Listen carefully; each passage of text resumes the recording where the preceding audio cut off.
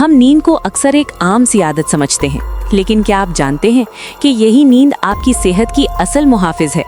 नींद कम हो तो जिस्म फौरन शोर नहीं मचाता, वो खामोशी से कमजोर होना शुरू हो जाता है। जब आप देर तक जागते हैं, दिमाग के वो खुलियात जो दिन भर की थकन और जहरीले मादों को साफ करते हैं, अपना काम मुकम्मल नहीं कर पाते। सुबह आंख खुलती है मगर दिमाग भारी लगता है, तवज्जो बिखरी हुई होती है। इसी वक्त स्ट्रेस हार्मोन बढ़ता है, दिल पर दबाव आता है और भूख के हार्मोन्स बेतरतीब हो जाते हैं।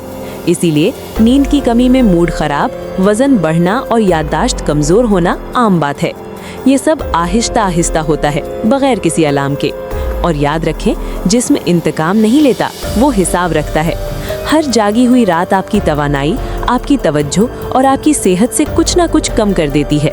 इसलिए अगली बार जब आप नींद कुर्बान करने लगे तो सोचें, क्या ये चंद घंटे वाकई आपकी सेहत से ज्यादा कीमती हैं?